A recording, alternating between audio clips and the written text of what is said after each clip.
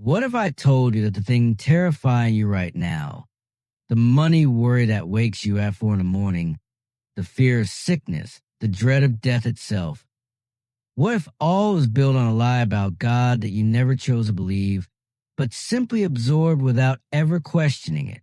And what if the moment you saw through that lie, fear itself began to lose its grip?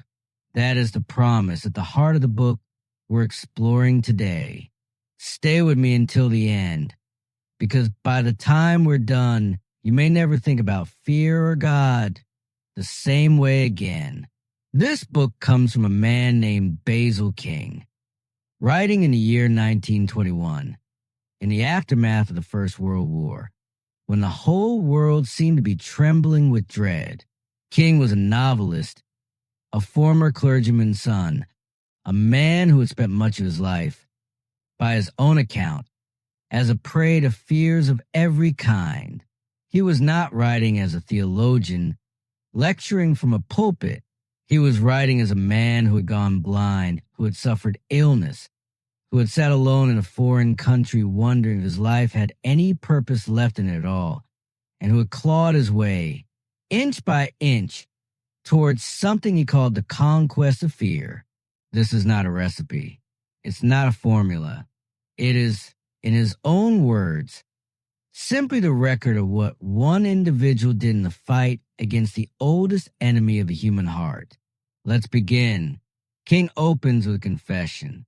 For most of his conscious life, he says he had been a prey to fears, one kind after another, stretching all the way back to childhood. The fear of going to bed alone in the dark, while life went on without him downstairs. The fear of school, that first brutal contact with the world's crudeness. And later, that familiar dread every one of us knows, waking in the morning with a sinking feeling about everything we have to face that day.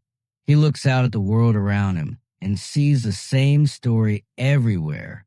The mother afraid for her children, the father afraid for his business, the clerk afraid for his job. Hardly a man who isn't afraid some other man will do him a bad turn. Hardly a woman who isn't afraid that what she loves may be snatched away. Fear, he says, dogs every one of us in some way. And if all the misery caused by sickness and so are added together, it still wouldn't equal the misery we bring on ourselves simply through being afraid. So King goes searching for the root of his own fear, and he traces it back to something a teacher once told him as a boy, a lesson about the life principle itself. This teacher spoke of the extraordinary ingenuity of life as it first appeared on earth, how nothing ever defeated it. For millions of years it was threatened by heat, cold, flood, drought, earthquake, the ferocity of other creatures, and every single time it found a way through. Pursued in the water, it took to the land. Pursued on land, it took to the air. It grew shells for one danger, poison for another, fur for the cold, feathers for extremes of temperature. It never stopped adapting. It never surrendered. That seed of an idea sat dormant in King's mind for almost 30 years, until one particular autumn brought it roaring back to life. He was living in Versailles, in France, alone, losing his eyesight, suffering from an obscure thyroid ailment the doctors couldn't explain.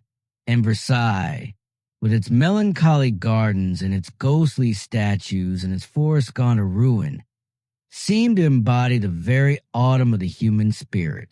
It was there, ill and afraid, that King realized he had a choice. He could be weak and go under, or he could remember that the very same life principle that had carried creation up out of the primeval slime through every possible catastrophe was still alive in him. That realization became the seed of everything else in this book. Fear, he concluded, is not some alien invader in our lives. It is actually a signal of advance, proof that we've developed enough reasoning and memory and imagination to anticipate danger at all. The creatures before us, lacking imagination, couldn't feel dread the way we do. So in a strange way, our capacity for fear is evidence of how far we've already come. And the same conquest principle that shaped the mastodon and the butterfly to meet their particular needs will shape something new to meet ours, too, however new our circumstances might be. By the end of that first chapter, King has landed on something like a personal creed. The force that never failed before is not likely to fail now. And so his first tentative stand against fear begins, not with certainty, but simply with the decision to stop assuming the worst. Here, King turns to the subject he'd been avoiding, God, and he's remarkably honest about why he avoided it for so long. His concept of God, as he'd inherited it, was almost useless to him in a crisis. He pictures three supernal figures on three thrones in some distant heaven, always watching, always judging, always able to reach him, while he could only reach back to the uncertain telephone line of prayer. A turning point came in a conversation with a woman in New York who simply asked him, "When you think of God, how do you picture him?" His answer, he realized even as he gave it, sounded childish, and her quiet smile told him everything he needed to know, that the God he described couldn't possibly be the real, universal Father. King then makes a striking argument about what he calls the Caucasian temperament, how the Western mind tends to pigeonhole God, bringing him out for special occasions and put him away again the rest of the time, treating any real, natural conversation about the divine as somehow improper. He wanted to release God from that pigeonhole entirely, to stop needing a precise definition of the Trinity, of God's exact nature, and instead simply accept, as the French writer Joubert put it, that the soul cannot move or wake or open its eyes without perceiving God, the way the body feels the air around it. From there, King builds his understanding piece by piece. First, that God is universal, present everywhere, not confined to church buildings or Sunday mornings. Then, that this universal presence must also mean universal thought, a mind so infinite that no single soul is ever too small for its attention, the way an object immersed in water can't help but be surrounded by it. Then, universal love, because a thinking, ever-present God who did not love would be a monstrous contradiction. And finally, the hardest one for King personally to feel in his bones, universal power. The chapter ends with what may be the most important sentence in the whole book so far. God is with us to be used. His power, his love, his presence. These aren't rewards doled out to the deserving. They're resources, like sunshine or rain, available to anyone willing to draw on them. If we still feel fear, King says, it's not because God is withholding himself. It's because we haven't yet believed enough to take what's already being offered. Now King asks a deeper question. If we can't fully define God, how do we actually come to know him? His answer is simple. Through God's self-expression, which is happening all around us, all the time, in the most ordinary things imaginable. He describes looking out his window at an early spring day, the rain-washed grass, the hawthorn bursting into bloom, dogs capering in the yard, children playing, a particular shade of blue in the sky. And he asks, quite plainly, how can I help but see this as the smiling face of God? Not that these things are God, he clarifies carefully, but they are his expression, as near as our limited human vision can get. This becomes, for King, the beginning of real faith, not grand mystical visions, but the daily habit of noticing, training yourself to say, this is God, that is God, about the ordinary blessings we usually take completely for granted. family, friendship, income, sport, music, books, simple pleasures. He believes this is what children should be taught before they're ever taught to recite a prayer, that they have a loving Father who is constantly making himself visible through gifts and care. Then he shares the story of his second great turning point. A few years after Versailles, his life had once again ground to a halt. His work had dried up. Business friendships had turned cold. He was on the verge of selling his house and drifting back into aimless wandering through Europe. And on the very morning he put the house up for sale, chance brought him into contact with a man who explained 3 things that changed the course of his life.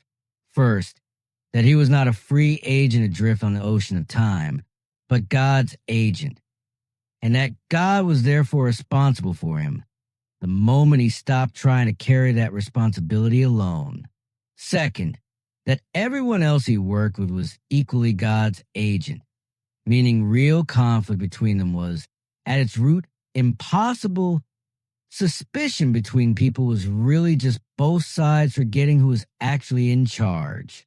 And third, that his own first task was simply put suspicion out of his own mind, to trust that no one was truly working against him. Within 48 hours of this shift in his thinking, with no outward action on his part at all, every misunderstanding in his business affairs cleared itself up, and from that point forward, King says, work came to him abundantly. His conclusion from all this is the idea of trust. Not trust as gritting your teeth and forcing belief against the grain, but trust as something that grows naturally once you've had even one small experience proving that the higher power is worth trusting. This is where King confronts the darkest distortion of God he can think of. The idea that God's will is something to be dreaded. He quotes an old hymn, the kind sung in churches everywhere, essentially pleading with God not to take away what we love, and resigning ourselves in advance to whatever suffering he might send. King finds his vision of God tragic. He describes the heartbreaking scenes we've all witnessed. A young father struck down by illness being told to simply accept God's inscrutable will, a young mother losing her baby and being expected to recite that the Lord gave and the Lord had taken away. And he says plainly, we cannot delight in a God like that. It's impossible. And because so many of us secretly believe in exactly that kind of God, we live in fear and die in fear. He observed something remarkable about the state of the world in his own time, in the spring of 1921. Not so different, honestly, from any anxious era since. Every government afraid of some other government. Every people afraid of their own government. Nations and groups locked in a permanent state of suspicion. And he traces this directly back to a shared, corrupted concept of the divine. The way out, King insists, cannot come from crowds or nations acting together. It has to come from individuals, one at a time, making what he calls a metanoia, a genuine change of mind. He tells the story of an old acquaintance who proudly declared he stood exactly where he did 30 years earlier spiritually. And King's private reaction was not admiration, but something closer to horror. To live through 30 years of experience and learn nothing new about God struck him as a tragedy, not an achievement. He closes this chapter with a bold, almost startling universalism. The Buddhist, the Muslim, even the primitive idolater, all have some genuine grasp of truth, however partial. No single group owns a whole truth about the universal Father, and he draws a crucial distinction between morals, which are just the shifting customs of particular time and place, and righteousness, which is a direction of the soul turning toward God regardless of its outward failures. Before we move into the second half of this book, if you're finding value in these ideas, in this century-old wisdom about fear, faith, and the human spirit, Take a moment to subscribe to the channel. We're working through books like this one regularly, and I genuinely love to have you along for the rest of the journey. Now let's continue. King now turns his attention to the actual, undeniable hardships of the world we live in. He's not asking us to pretend suffering doesn't exist. Struggle, he says, is a constant, permanent feature of every human life.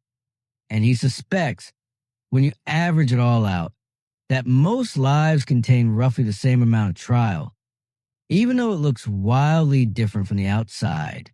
He sorts these trials into three categories: trials from the world of matter, trials from the world of other people, and trials we bring upon ourselves.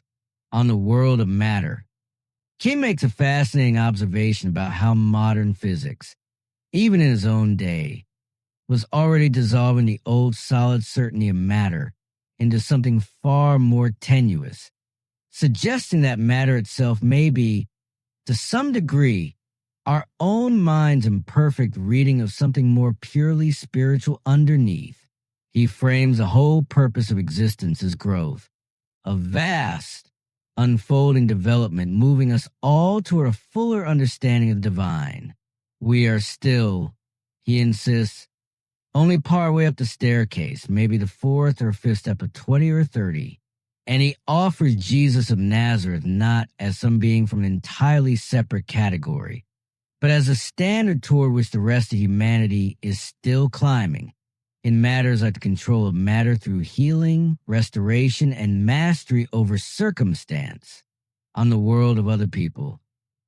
King is refreshingly blunt.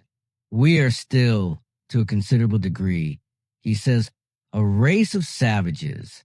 We hurt one another instinctively, viciously, the way a hidden tribesman might hurl a spear at a stranger for no better reason than that he happened to be passing by.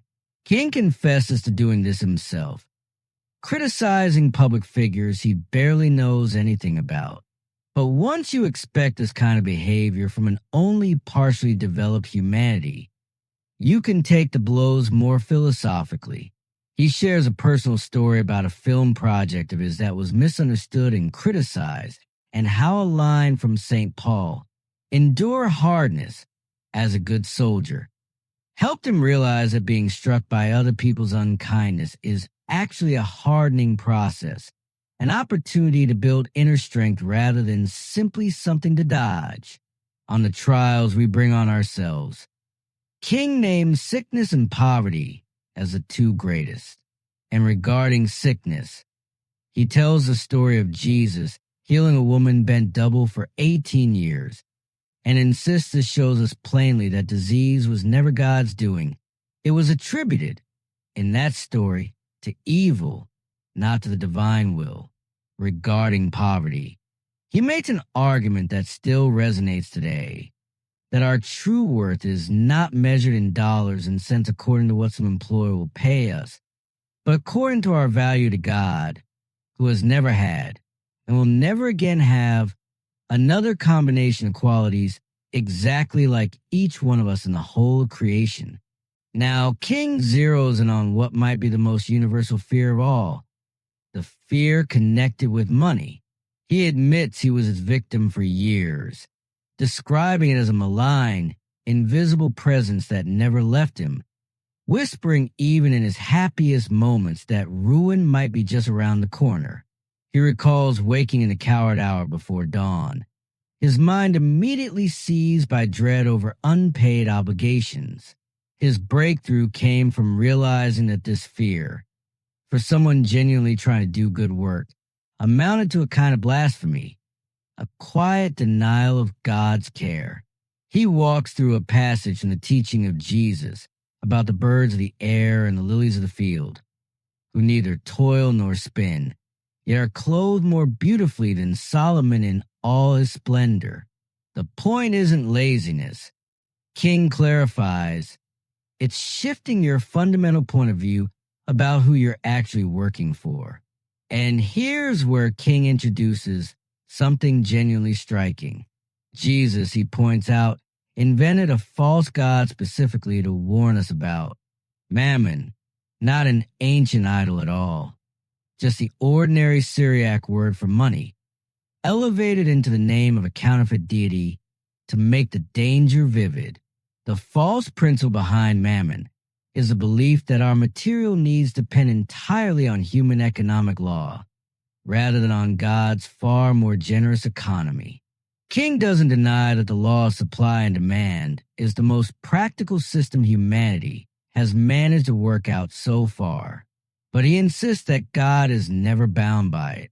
His own experiment was to shift his sense of who he was actually working for, not simply the firm paying his wages, who could replace him with someone else tomorrow, but the master of the universe, to whom he was essential and irreplaceable. And in his own experience, this reoriented trust opened doors that pure chance could never fully explain. He closes a chapter with a sober but hopeful diagnosis of the industrial troubles of his era. Poverty, strikes, punishing taxes, the endless tug of war between capital and labor. These, he says, are simply the workings of the law of Mammon, and they will never be solved on purely economic terms. But even while the world as a whole remains trapped in that system, any individual is free to step outside it, to renounce the false god privately and enter the region of plenty. This chapter tackles the deepest fear of all, death itself. King's first real comfort here comes from grasping the principle of everlasting growth. Every observable form of life, he argues, shows a persistent pattern of development, reaching from the earliest stirrings in ancient seas all the way up to the greatest minds humanity has produced. And each of us, individually, grows in exactly the same way, more at 30 than we were at 20, more at 50 than we were at 30. He identifies what he calls the death principle, the tendency of the mortal mind to begin dying long before the body actually does. You see in the closed mind, the person who stops learning, stops adapting, and simply calcifies. King's antidote is deliberate and practical.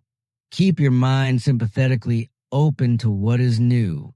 Stay in touch with the next generation, because the wisdom flows in both directions once a certain point is passed. And be careful never to talk someone else into old age and decay through your own careless remarks about their appearance or their symptoms. King then makes a bold, carefully qualified suggestion.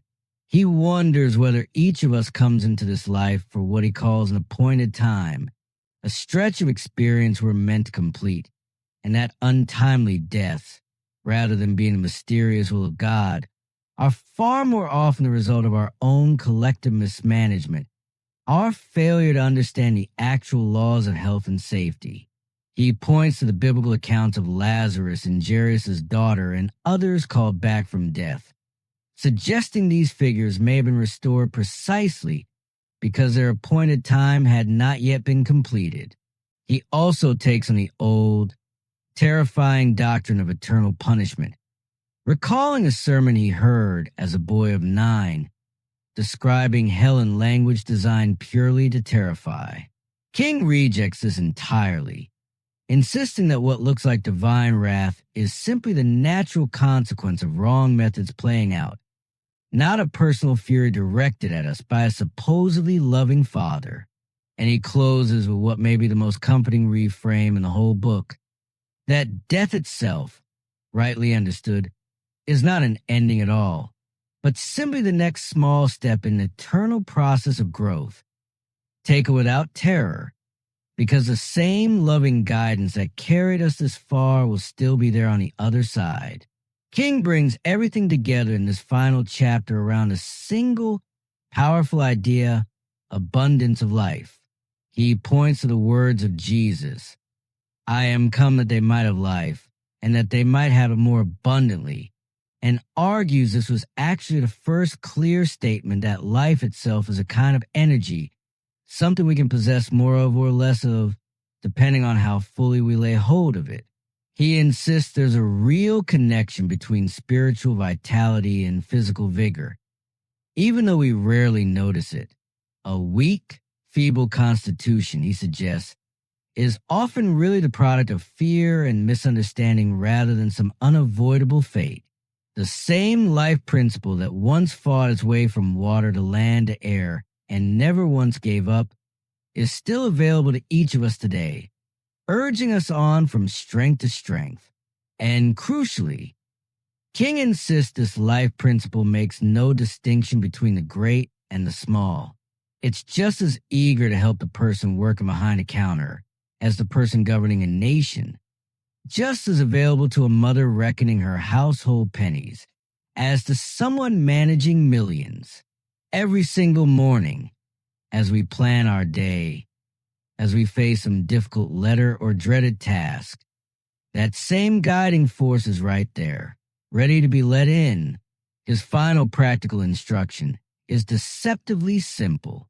Rest calmly. Trust quietly. Don't fret yourself into disturbing the very conditions that would otherwise let this force flow freely through your life. He's careful, almost to the very last page, to say he hasn't covered everything, that he's deliberately avoided heavy discussions of psychology and formal religion, and that this whole book is simply the record of one man's personal, still unfinished experiment. And he ends on this note. The further we advance into an honest understanding of God, the more we perceive of real power. The more we perceive of power, the more we are freed from fear. And the more we are freed from fear, the more fully we feel this abundance of life, which is, in the end, nothing less than the very spirit that carries us from conquest to conquest toward a fulfilling of who we were always meant to become. So that's the heart of Basil King's message, written in the shadow of a broken world just 3 years after the guns of the First World War fell silent. Fear, he tells us, is not some permanent, unavoidable condition we're doomed to live with. It is, more often than not, the product of mistaken picture of God, a God imagined as a distant, capricious taskmaster, rather than a generous, ever-present, endlessly patient Father King came to know through his own long struggle. Whether the fear is about money or sickness, or the unkindness of other people, or the final unknown of death itself, King's answer is always the same. Turn your thinking around, trust quietly, and let the same life principle that has never once failed in all of history carry you, too, from strength to strength. I hope this journey through the conquest of fear gave you something to sit with today. If it did, do stay close. Subscribe to the channel so you don't miss the next book we open together. Until then, take care of yourself and go gently into whatever you're facing next.